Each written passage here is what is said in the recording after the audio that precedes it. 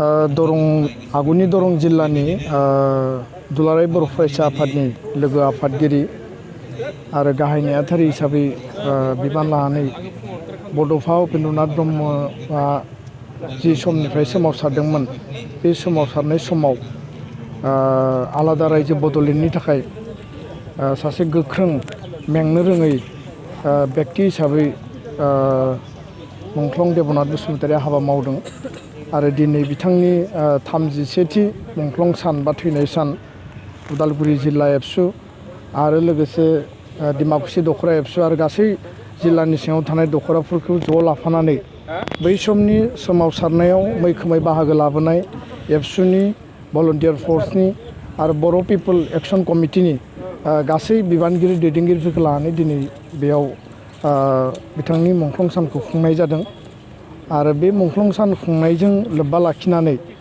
बेयाव दसे समनि थाखाय सावरायनाय जादों आरो दिनैनि बे सानाव देबनाथ बसुमतारि बिथांनि जि सोरगोआरि जि जिउ बेनि थाखाय इसोरनि खाथियाव जाहाथे आलो गोजोनै थानो हायो आङो आनान गसाइनि खाथियाव आर'ज गाबदों।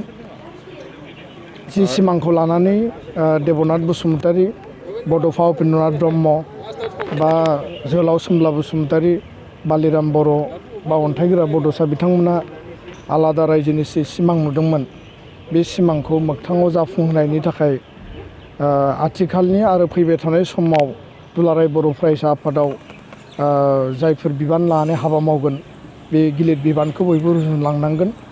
सोमावसारनाया दाबो जोबाखै, जोङो आन्थोरहै स्टेप बाय स्टेप 93आव जोङो BSc सुक्ति खालामबाय। आगुनि जायफोर जोंनि गेदेमा दैदेनगिरि बिथांमोना आरो बिनि उनाव जिरायथ'दों साननैसो फिन आरो सोमावसारनाया स्टार्ट जाफिनदों।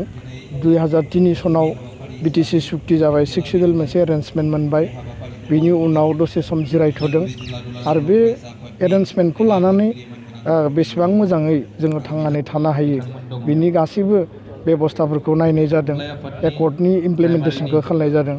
फिन दिनै 2020नि 27 जानुवारियाव BTR सुक्ति जाबाय। NDBनि मोनब्रै आफाद, दुलाराय बर' फरायसा आफाद आरो UBPO बे मोनसे कमप्रिहेन्सिभ गासैबो आफादफोरनि डिमान्डखौ लानानै मोनसे सलुसन बा एकर्ड जाबाय। एकर्डनि दफा मावफुंनायनि हाबाफारिया दिनै सोलिगासिनो दङ।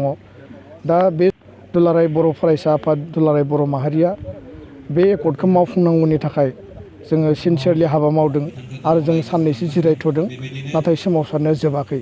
सोमावसारनाया जिकुनु मुहुर्तआवनो जाफिननो हायो आरो एकर्डआ 100% जुदि मोजाङै मावफुंजायाब्ला मोनसे टाइम बाउन्ड फ्रेमनि गेजेराव बे एकर्ड मावफुंजायैनि हेंथायैबो सोमावसारनाय जागोन आरो जोंनि आलादा रायजो बड'लेण्ड दाफुंनांगौनि थाखाय राजनैतिक भाबै जायफोरा राजखान्थि हान्जा दानानै राजखान्थि हान्जायाव हाबा मावदों, दिनै जोंहा काउन्सिल मोनसे सरकार दङ, बेयाव रुलिं आरो अपोजिसननि बर' MCLA दङ, EMफोर दङ बा चिफ डिपुटि चिफ दङ, आसाम सरकाराव MLA आरो मन्त्रि दङ, भारतनि पार्लियामेन्टआव दिनै निल जानानै दङ।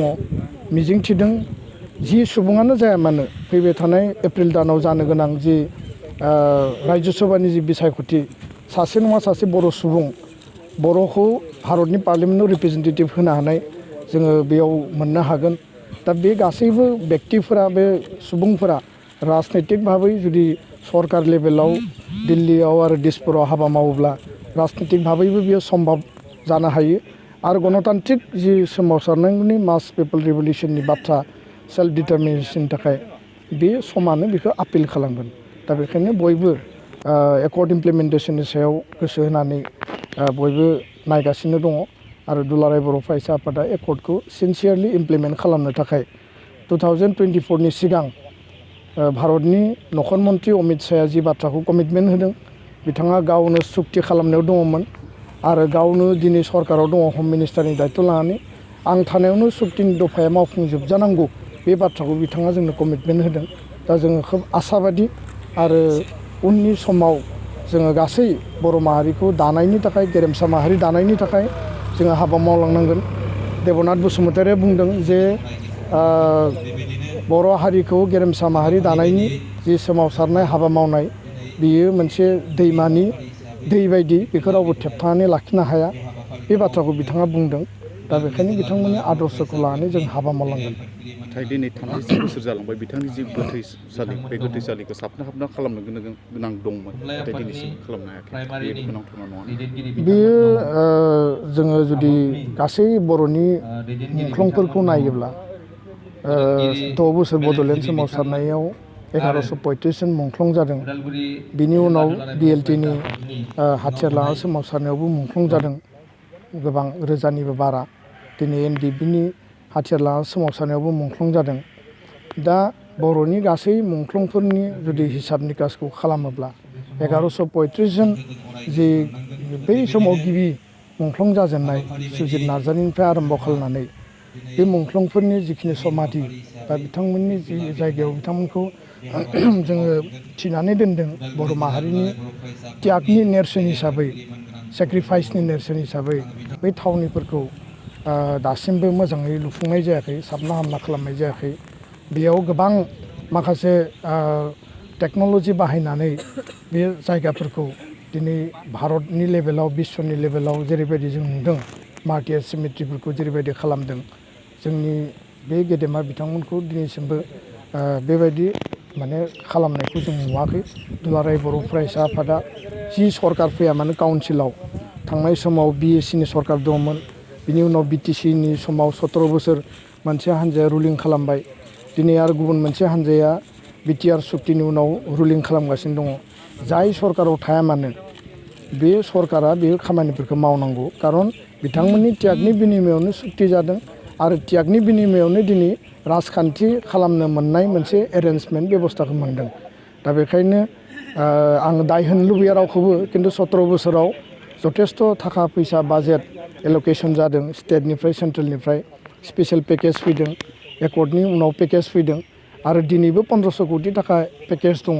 दा बेखायनो 17 बोसोराव बेखौ नायफिनासै, बेखौ मानो थाखाय नायफिननाय जायाखिसै बे हान्जायासो स्पस्थ'यै बुंनो हागोन।